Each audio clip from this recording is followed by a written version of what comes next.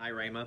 It's week 7, day 2 of our Bible narrative reading plan. Today we begin our study of the book of Exodus. As we continue reading this narrative plan throughout the year, we're going to see that the story in the book of Exodus pops up over and over. It's very important in God's story. We see in the beginning, chapter 1, verse 1, we're reminded that God had renamed Jacob and named him Israel. That's the name that we will know the nation by. We're reminded that Jacob's descendants made their way to Egypt. We saw that in the book of Genesis. God preserved them through the work of Joseph. He preserved them there and the nation of Egypt because of what God was doing through Joseph.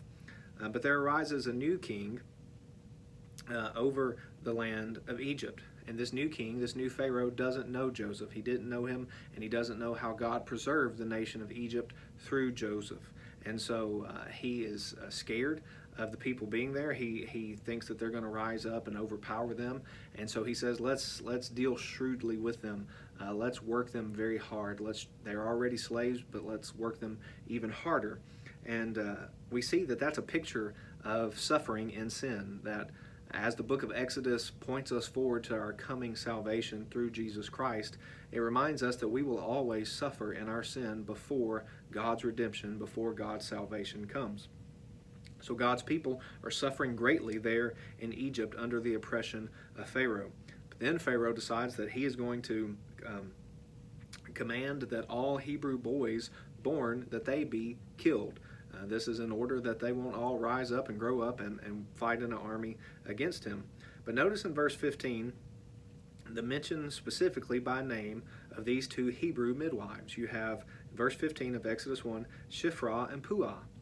We're given their names, but we're not even given the name of the Pharaoh who served in that time. There's so few names given to us in these narratives, and yet God preserved the names of these two faithful women, showing us that even after 400 years of oppression, of 400 years of God's people being slaves in the land of Egypt, that there were still faithful people who feared God, who trusted God.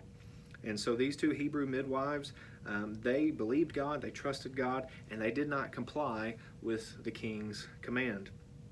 Now, we see that when they are asked of the king, why did you let these children live? Some would say, well, they're not being completely honest.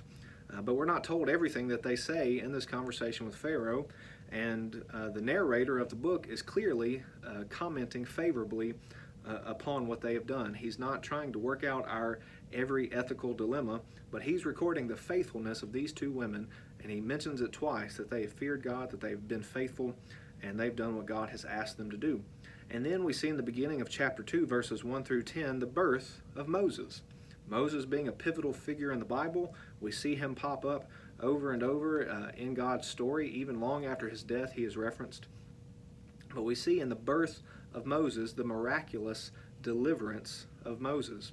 Moses should not have lived based upon the circumstances in the land at that time, and yet God wonderfully, miraculously preserved him, just as he miraculously preserved his line, his promised seed, all the way from Abraham to the promised Messiah, our deliverer who would come, Jesus Christ. Here's a summary of today's reading.